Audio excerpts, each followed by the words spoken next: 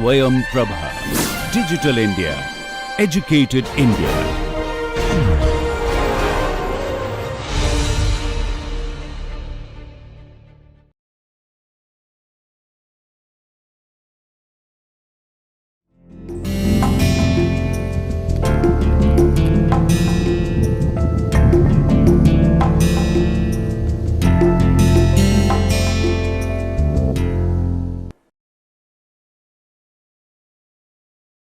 Namaste. We carry forward our discussion on the Criminal Procedure Code, and in this lecture we'll have a look at the reformative and compensation provisions in the CRPC. Now we have seen in one of the earlier lectures that there are 5 theories of punishment. Based on the society's attitude towards the lawbreaker, there are 5 theories. One of which is the retributive theory, which means that people should be able to take revenge for any loss that they have suffered. So, the retributive theory talks about taking a revenge, an eye for an eye. Then there is the deterrence theory that says that the punishment should be such as to create a deterrence in the minds of the would-be offenders. So, it asks for very harsh punishments. Then you have the preventive theory, which says that if there is a person who is an offender, then he has an attitude of doing the offenses again and again, and so he should be locked up or he should be sent somewhere else so that he is prevented from doing any other offense. Then we have the reformative theory, which says that the punishment should be made in a way that the offender is able to mend his ways. The objective of the punishment is to cure the offender, so to speak, to correct the offender. And then there is the multiple approach theory. Now we saw in that lecture that when we talk about the reformative theory, the object of punishment is to reform the criminal so as to prevent him from doing any further crime. It is a more contemporary trend in penology. So this is a more recent trend. Now in the CRPC, which was made in 1973, there are several aspects that are tuned towards reformation, and this is what we are going to discuss in this lecture. So the CRPC has incorporated this more contemporary trend in penology and attitudes towards the criminals. Now in our country, as Gandhiji said, hate the sin, not the sinner. So we already have a cultural bent towards reforming the offenders. We are not a society that is very hell-bent on taking revenge. If the offender is able to mend his or her ways, the society is happy. And these have been incorporated in the CRPC as well. So reformative theory talks about proportionality of punishment to the offense. Do not give excessive punishment. And we have seen in a large number of cases that the CRPC itself mentions that the fines should not be excessive. The amount that is asked in the case of bail should not be excessive. So it is at all times it is talking about proportionality. Nothing should be excessive. We are not trying to create a deterrence.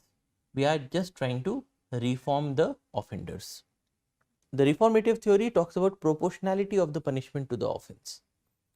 Individualization of punishment.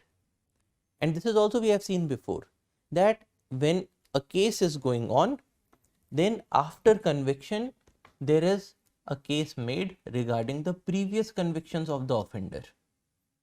So has this particular offender been involved in other convictions before or not?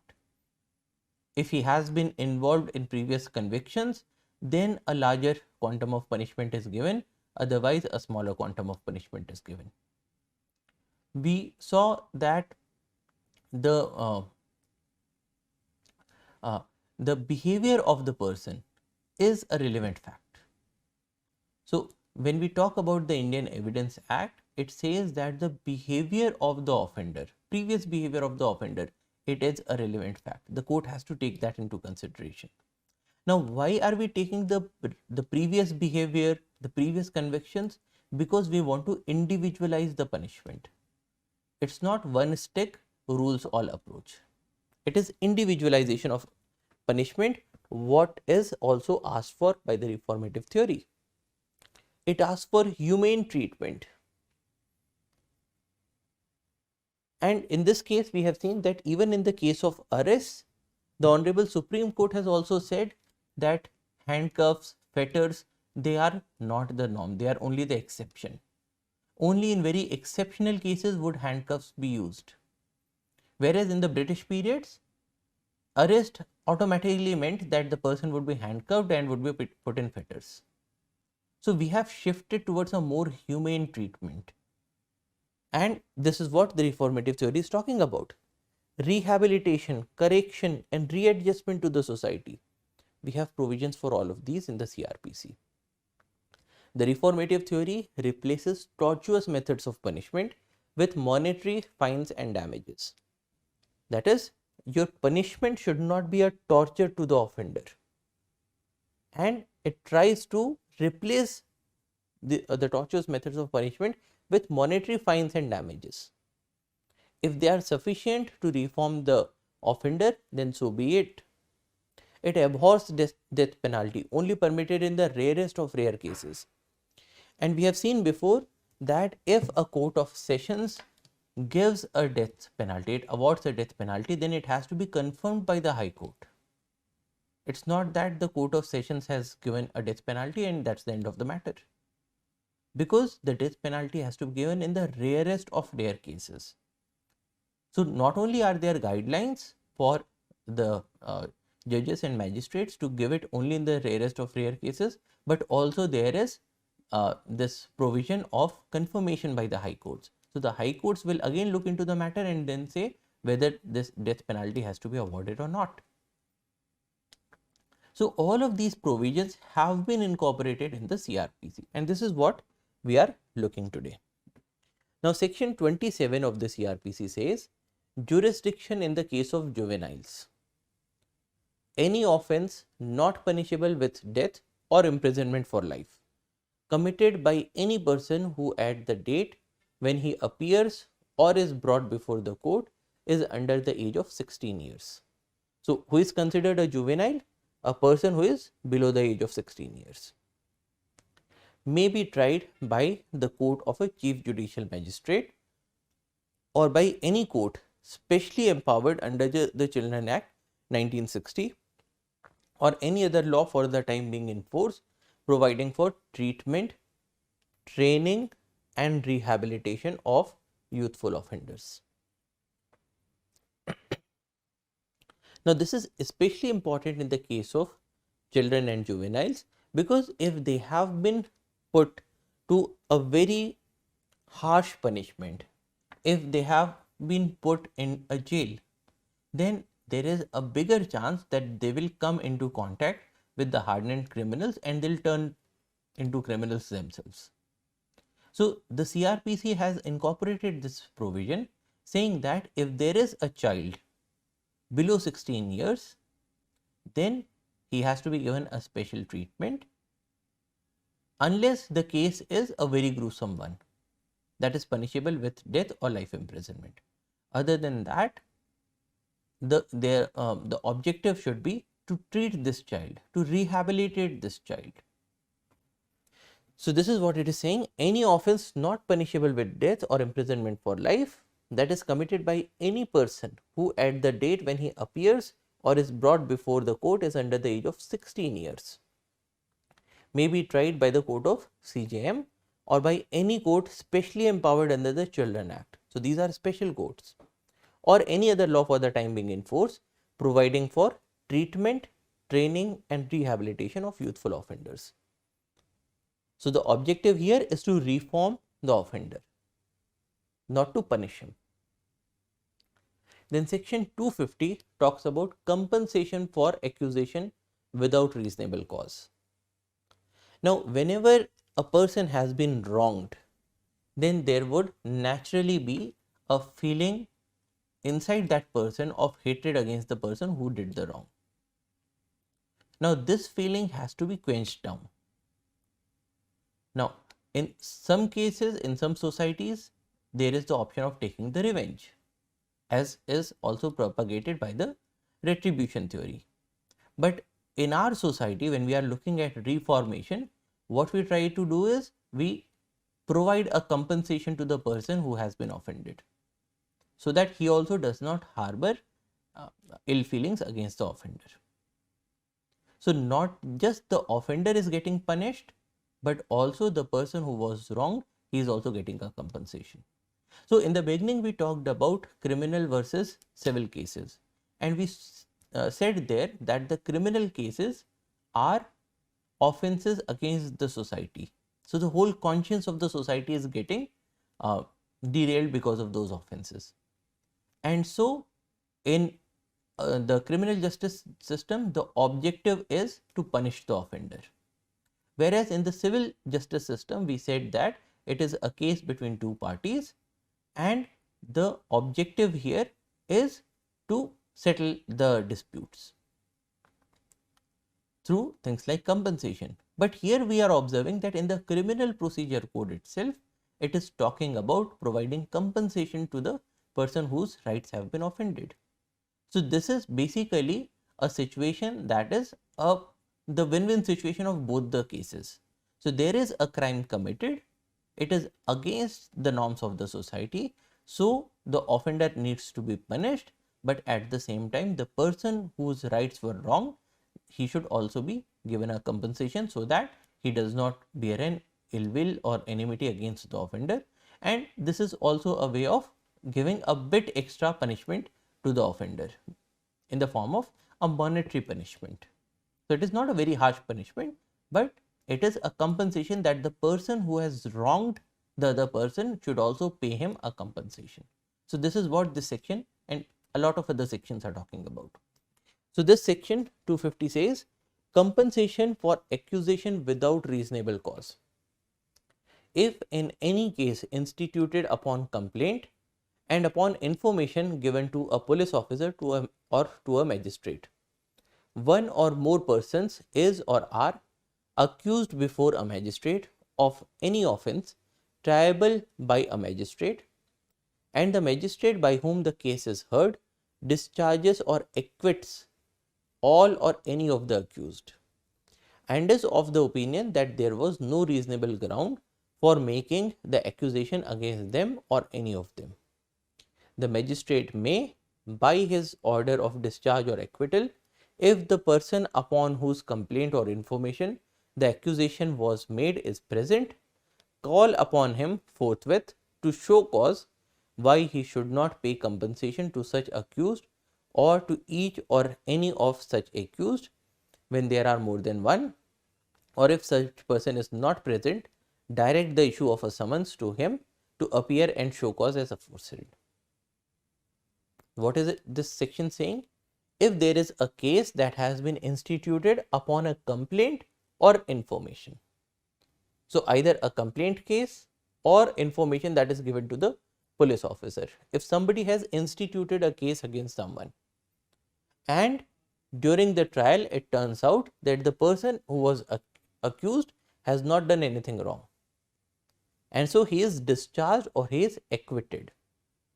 So in those cases, and where the magistrate is of the opinion that there was no reasonable ground for making the accusation, that is, the person who put up the accusation has done it frivolously or vexatiously.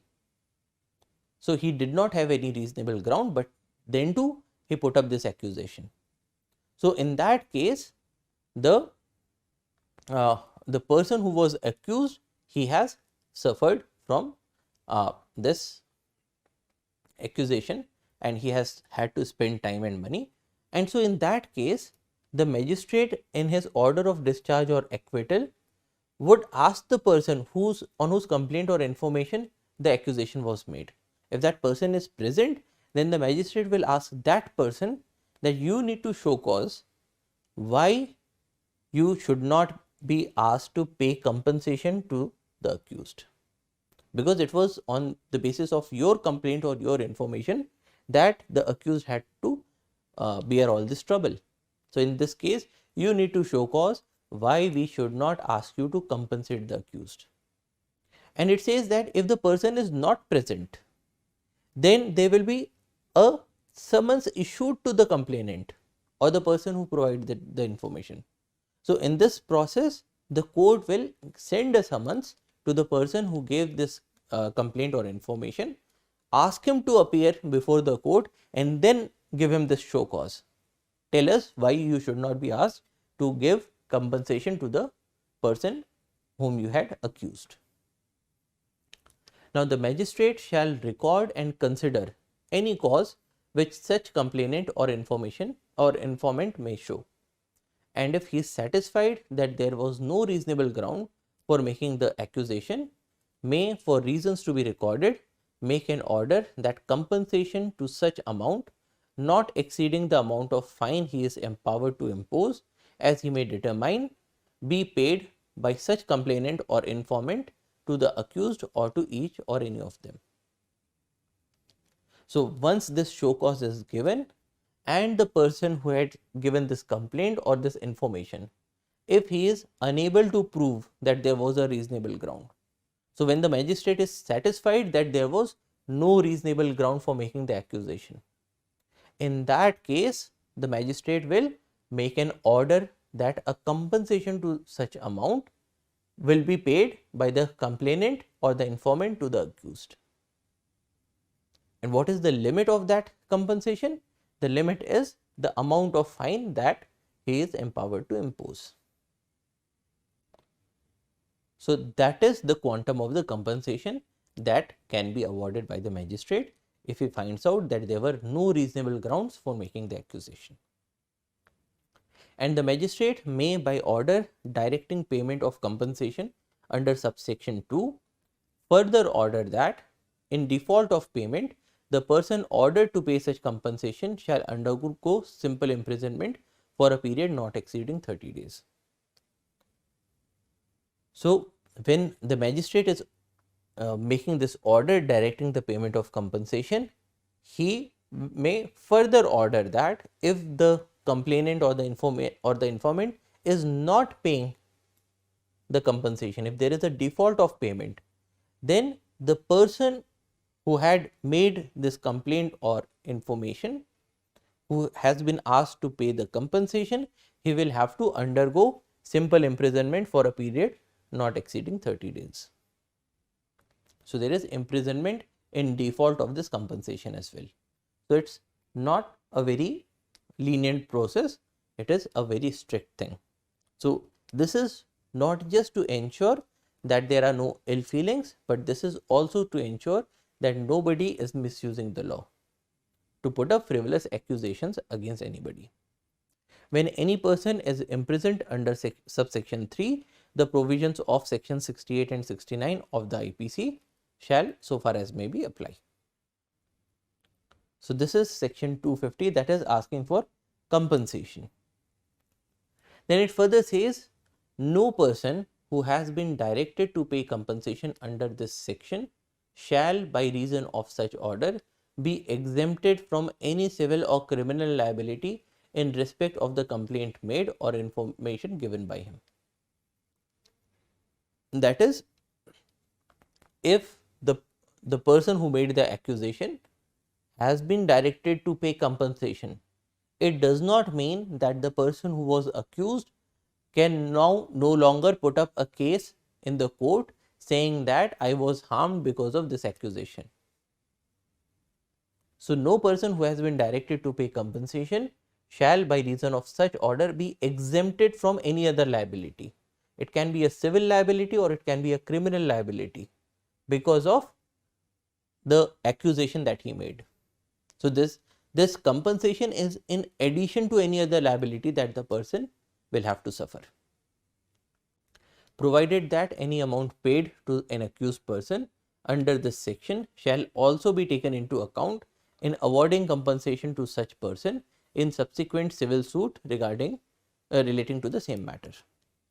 So, it is saying that once the compensation has been ordered, then the person who was accused can then further set up a civil or a criminal proceeding against the person who made the accusation, and at the end of that trial, if the court makes an order that that the person who made the accusation should pay such and such amount to the person on whom the accusation was made, then this quantum that was awarded at this stage will also be taken into consideration.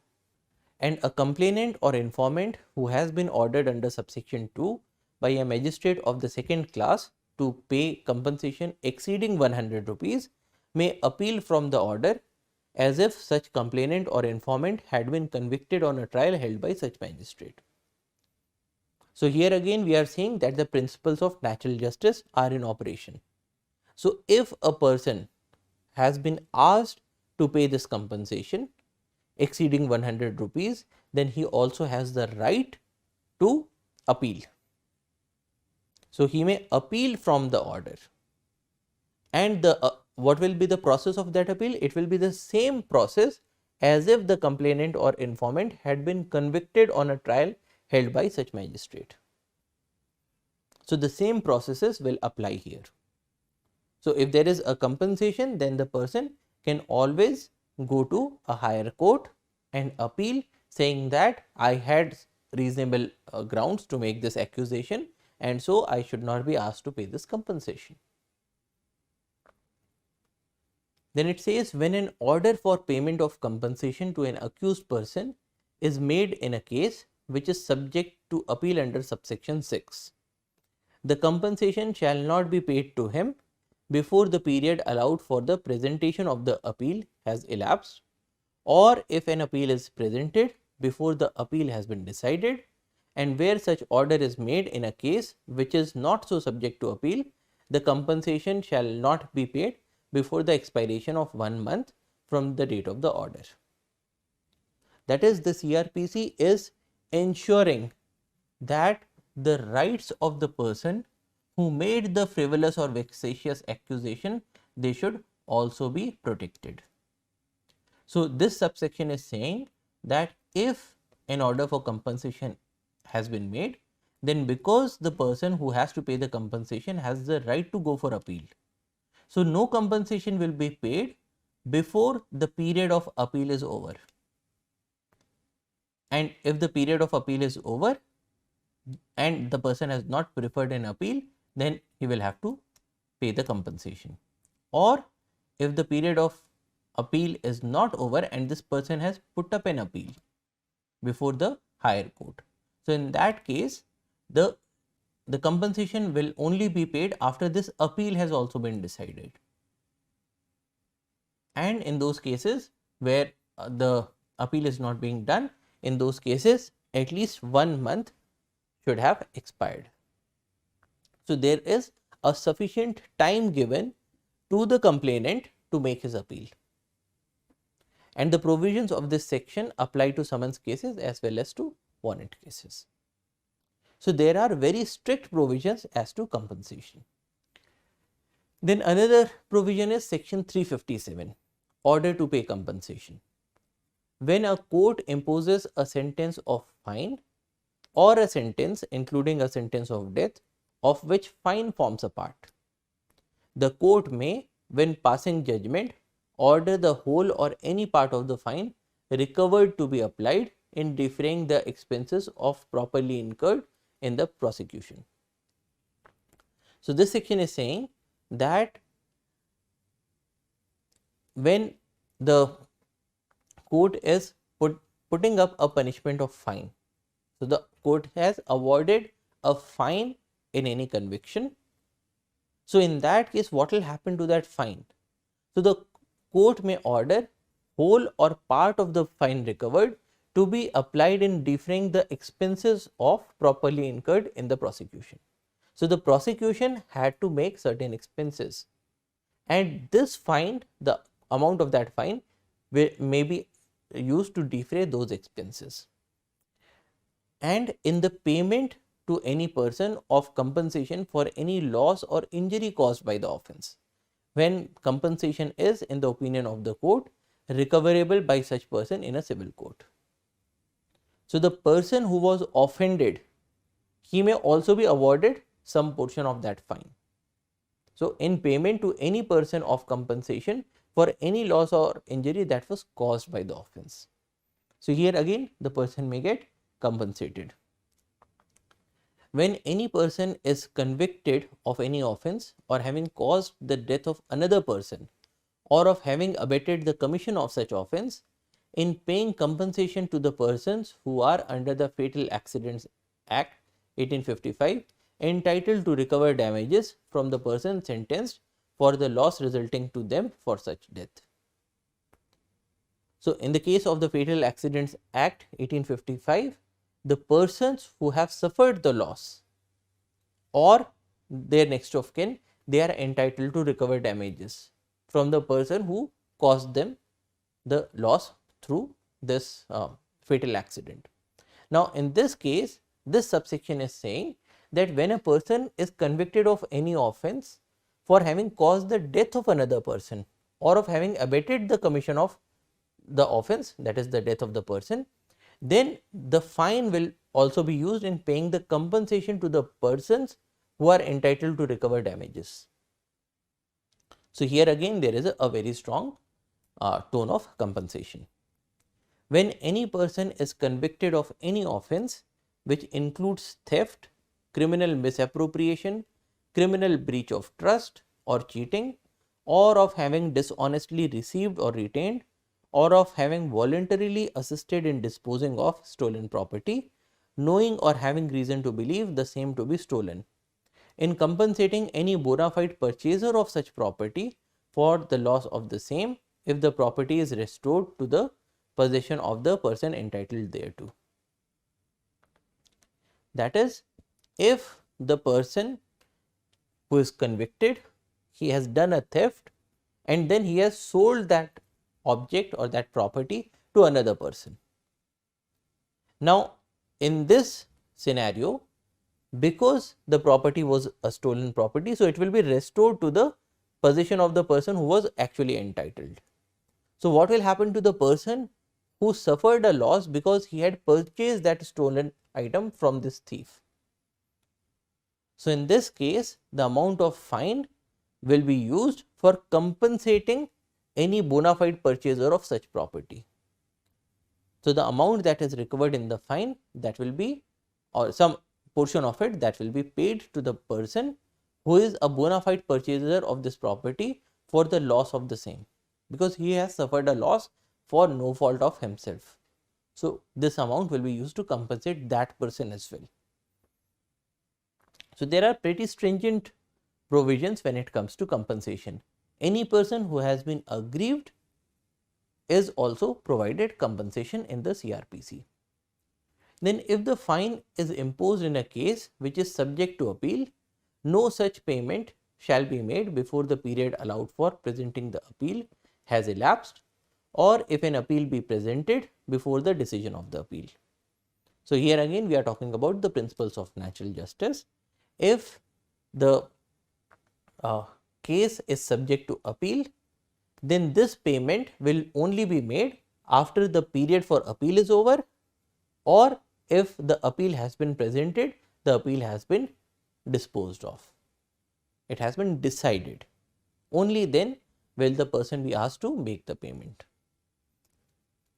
Now, when a court imposes a sentence of which fine does not form a part, the court may, when passing judgment, order the accused person to pay by way of compensation such amount as may be specified in the order to the person who has suffered any loss or injury by reason of the act for which the accused person has been so sentenced. So, it is not just necessary that the compensation will only be paid when there is a fine. Even when the court imposes a sentence of which fine is not a part, because in subsection 1 we were talking about all those cases including the death sentence in which fine is also levied, fine is also awarded as a punishment. But even in cases where fine is not awarded as a punishment, then too the court can say that the offender has to pay such and such amount as compensation to the victim. So, this is what it is saying. When a court imposes a sentence of which fine does not form a part, then too the court may, when passing judgment, orders the accused person to pay by way of compensation such amount as may be specified in the order to the person who has suffered any loss or injury by reason of the act for which the accused person has been so sentenced. And an order under this section may also be made by an appellate court or by the High Court or Court of Session when exercising its power of revision. So, it is not that it has to be made in the first instance, it can also be made by the appellate court or by the High Court or by the Court of Session when they are exercising their powers of revision of the judgment. And at the time of awarding compensation in any subsequent civil suit relating to the same matter, the court shall take into account any sum paid or recovered as compensation under this section, so that the person who has been convicted is also not made to pay a very large sum. So, for instance, if the court had earlier said that okay, you need to pay 10,000 rupees as compensation, and later on the person who was wronged, he also set up a civil suit against the offender, and there the court has decided that okay, you need to pay 1 lakh rupees. So, this amount of 10,000 rupees that was paid as compensation, that will be considered. So, it will be subtracted, and so he will be required to pay 90,000 rupees only, not 1 lakh rupees.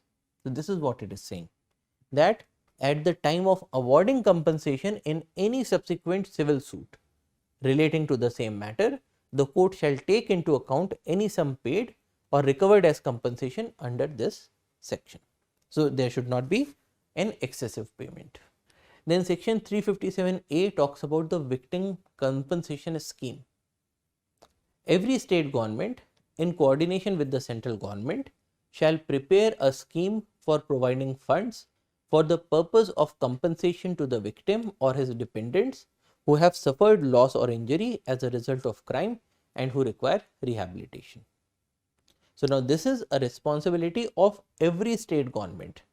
There has to be a victim compensation scheme by every state government in coordination with the central government, and this scheme will provide funds for the purpose of compensation to the victim or his dependents who have suffered a loss or injury as a result of the crime and who require rehabilitation. So, this is a victim compensation scheme specifically added later on. As we can see, the number of the section is 357A, which means that it was added later on. Whenever a recommendation is made by the court for compensation, the district legal service authority or the state legal service authority, as the case may be, shall decide the quantum of compensation to be awarded under the scheme referred to in subsection 1. So, when the court is making a recommendation for compensation, then the district legal service authority or the state legal service authority, and we have seen before that how these authorities were set up. Now, these authorities shall decide on the quantum of compensation to be awarded under the scheme that is made by the state government. If the trial court at the conclusion of the trial is satisfied that the compensation awarded under section 357 is not adequate for such rehabilitation, or where the cases end in acquittal or discharge and the victim has to be rehabilitated, it may make recommendation for compensation. So, if the trial court is satisfied that in the previous section the compensation that was awarded is not adequate, the quantum is very less, or where the cases end in acquittal or discharge and the victim has to be rehabilitated, that is, there is some person who has suffered a wrong, but the system was not able to convict the offender. It was either not able to catch the offender, or it was not able to prove that this is the offender who committed this wrong. So, in any case, there is a victim who has suffered the wrong and that victim has to be rehabilitated. So, in this case, the trial court can make recommendation for compensation, and in this case as well, the victim will be rehabilitated with this victim compensation scheme. Now, where the offender is not traced or identified, but the victim is identified, and where no trial takes place, the victim or his dependents may make an application to the state or district legal services authority for award of compensation. So, even in those cases where the offender could not be traced or the offender could not be identified, but you have a victim.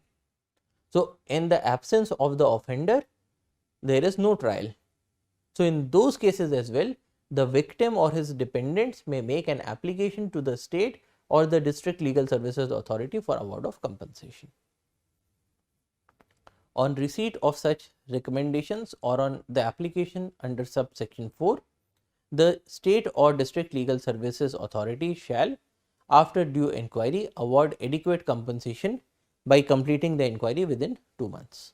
So, when they receive this application, then they have to perform their inquiry.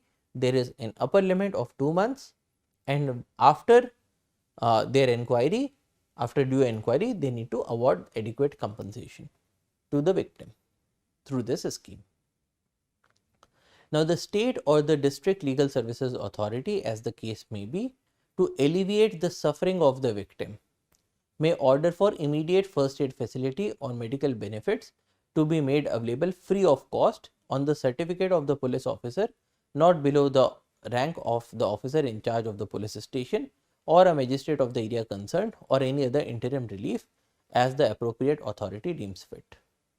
So, not only these monetary compensations, but they may also award compensation in the form of immediate first aid facility or medical benefits, and all of these are to be made available free of cost. So, there is no charge for these.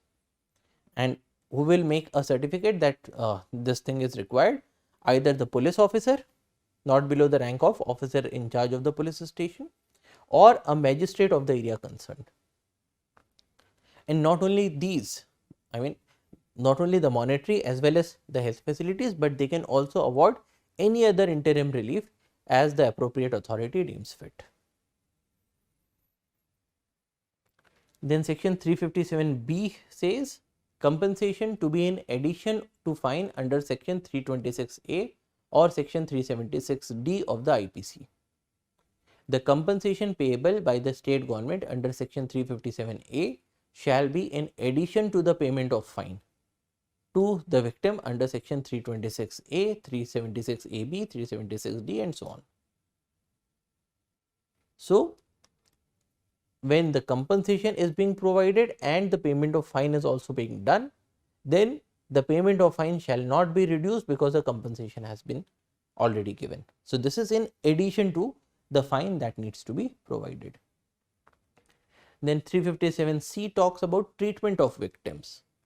All hospitals, public or private, whether run by the central government, the state government, local bodies or any other person, shall immediately provide the first aid or medical treatment free of cost to the victims of any offence covered under these sections, and shall immediately inform the police of such incident. So, if the victim approaches any hospital, whether it is a public hospital, that is a government hospital, or a private hospital, whether this hospital is being run by the central government, the state government, the local bodies or any other person. So, it is immaterial which hospital is being approached, but if the victims of offences covered under these sections, if they approach any hospital, then it is the responsibility of that hospital to immediately provide first aid or medical treatment free of cost to the victims, and then immediately inform the police of this incident.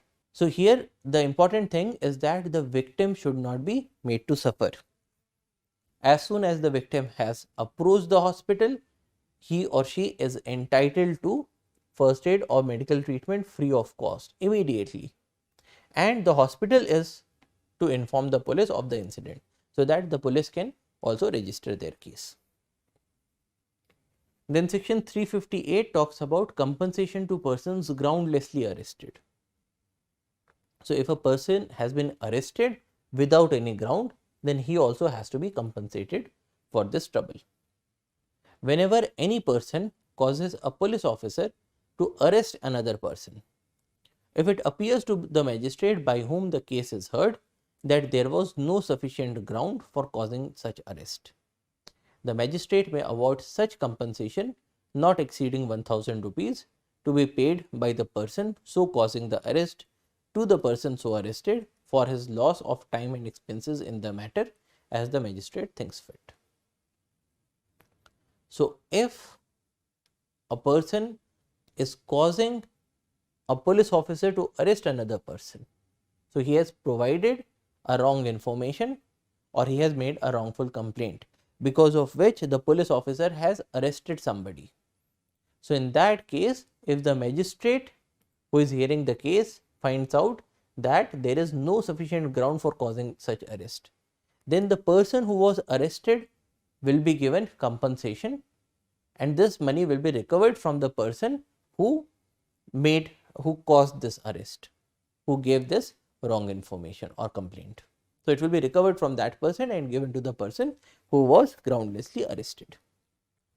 In such cases, if more persons than one are arrested, the magistrate may in like manner award to each of them such compensation not exceeding 1000 rupees as the magistrate may think fit. So, if more than one persons are arrested, then compensation will be paid to all of them. All compensation awarded under this section may be recovered as if it were a fine, and if it cannot be so recovered, the person by whom it is payable shall be sentenced to simple imprisonment for such term not exceeding 30 days as the magistrate directs, unless such sum is sooner paid. So, the person who gets arrested groundlessly will be compensated. The person who gave the wrong information or made the wrong complaint groundlessly, the amount will be recovered from that person, and if the person is unable to provide this compensation, then that person who made the wrong information or complaint, that person will be sentenced to imprisonment, and the upper limit of that imprisonment is 30 days, and it is simple imprisonment, not a rigorous imprisonment. Then section 359 talks about order to pay costs in non-cognizable cases. Whenever any complaint of a non-cognizable offence is made to a court, the court, if it convicts the accused, may, in addition to the penalty imposed upon him, order him to pay to the complainant in whole or in part the cost incurred by him in the prosecution, and may further order that in default of payment, the accused shall suffer simple imprisonment for a period not exceeding 30 days, and such costs may include any expenses incurred in respect of process fee, the witnesses and pleaders fee, which the court may consider reasonable. So, when we are talking about non-cognizable cases, it means that the police does not have the power to arrest without warrant, and in a large number of these cases there will not be any arrests. But whenever any complaint of non-cognizable offence is made to a court, the court, if it convicts the accused, so in this case the court has found out that the accusation was correct and the accused is convicted. So, in such cases the court may, in addition to penalty imposed upon him, order him to pay to the complainant in whole or in part the cost incurred by him in the prosecution. So, in this case there was a complainant who made a complaint to the court. Now, in making of this complaint, this person has also expended his time and money. So, in such cases the court may order the accused to compensate the complainant in whole or in part the cost incurred by him in the prosecution, and may further order that in default of the payment, the accused shall suffer simple imprisonment. And what are these costs that need to be compensated? The process fee, the witnesses and pleaders fees, which the court may seem reasonable. An order under this section may also be made by an appellate court or by the High Court or Court of Session when exercising its power of revision. So, we have seen this before.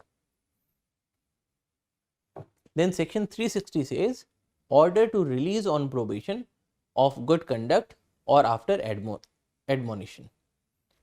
So when you admonish somebody, it means that you are speaking using harsh words. So you are sort of reprimanding that person orally.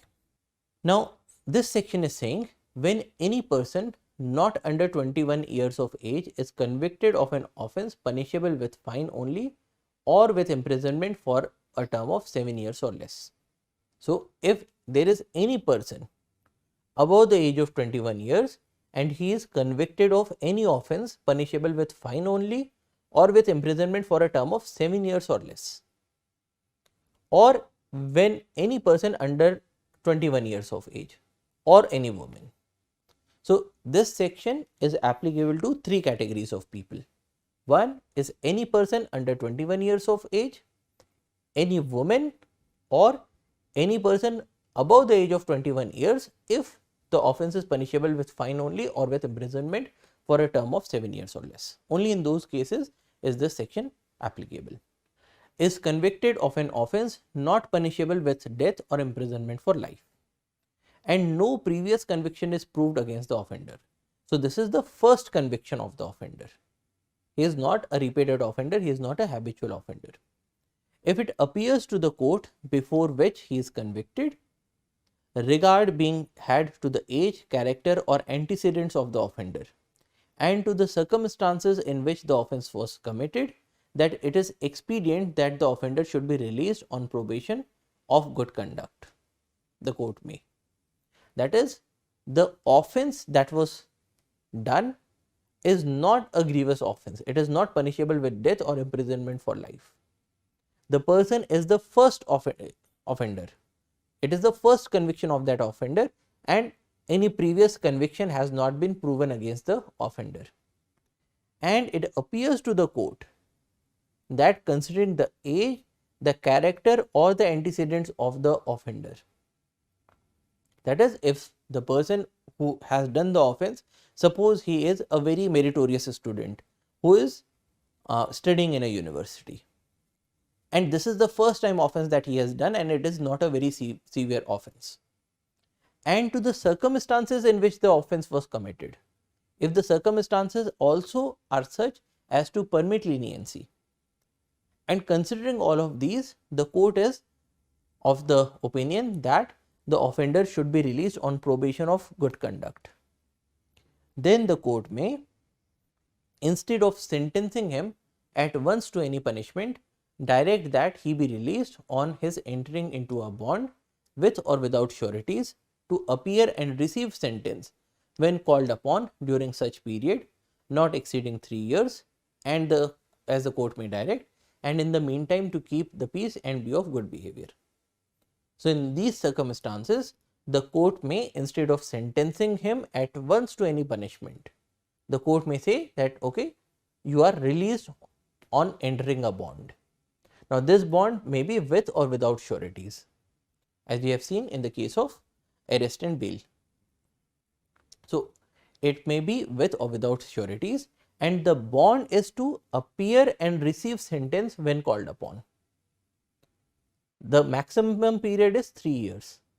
So in this bond, the person would agree that okay, I will appear and I will receive my sentence whenever the court asks me to do that, and in the meantime to keep the peace and be of good behavior, provided that where any first offender is convicted by a magistrate of the second class not specially empowered by the High Court, and the magistrate is of the opinion that the powers conferred by this section should be exercised, he shall record his opinion to that effect and submit the proceedings to a magistrate of the first class, forwarding the accused to or taking bail for his appearance before such magistrate, who shall dispose of the case in the manner provided by subsection 2. So even if the magistrate is not empowered, then too he will forward the case to the magistrate who is empowered. That this section should be used. Now where proceedings are submitted to a magistrate of the first class as provided by subsection 1, such magistrate may thereupon pass such sentence or make such order as he might have passed or made if the case had originally been heard by him, and if he thinks further inquiry or additional evidence on any point be necessary, he may make such inquiry or take such evidence himself or direct such inquiry or evidence to be made or taken.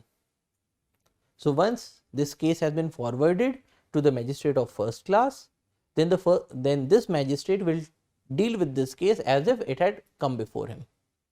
And if he finds that some additional evidence or inquiry are needed, then he shall cause the same to be done. Now, in any case in which a person is convicted of theft, theft in a building, dishonest misappropriation, cheating, or any offence under the IPC, punishable with not more than 2 years imprisonment, or any offence punishable with fine only, and no previous conviction is proved against him, the court before which he is so convicted may, if it thinks fit, having regard to the age, character, antecedents, or physical or mental condition of the offender, and to the trivial nature of the offence or any extenuating circumstances under which the offence was committed, instead of sentencing him to any punishment, release him after due admonition. So, in those cases where the offences are not very grave, they are of a trivial nature, such as theft, theft in a building, dishonest misappropriation, cheating, or any offence under the IPC punishable with less than 2 years, less than or equal to 2 years imprisonment, or any offence punishable with fine only. And in case there is the first offence, so this is the first conviction, no previous conviction is proved against the offender. So, in that case, if the court considers fit, having regard to the age, character, antecedents, or physical or mental condition of the offender, and to the trivial nature of the offence, or any extenuating circumstances. So, basically, if the person was, say, extremely poor, he was extremely desperate and he needed this money to help somebody else. So, this might be an extenuating circumstance under which the offence was committed. Instead of sentencing him to any punishment, release him after due admonition.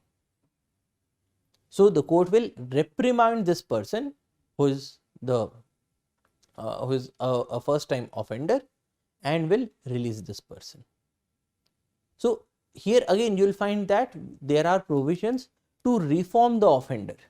We are not trying to give him the harshest punishment that is possible. We are always trying to give him a more lenient punishment, allowing him to mend his ways, putting him on probation, asking him to maintain a good behavior, or just reprimanding him and letting him free. So, all of these are reformative provisions. An order under this section may be made by any appellate court or by the High Court or Court of Session when exercising its power of revision. So, it can also be made later on. Now, when an order has been made under this section in respect of any offender, the High Court or Court of Session may, on appeal when there is a right of appeal to such court, or when exercising its power of revision, set aside such order and in lieu thereof pass sentence on such offender according to law.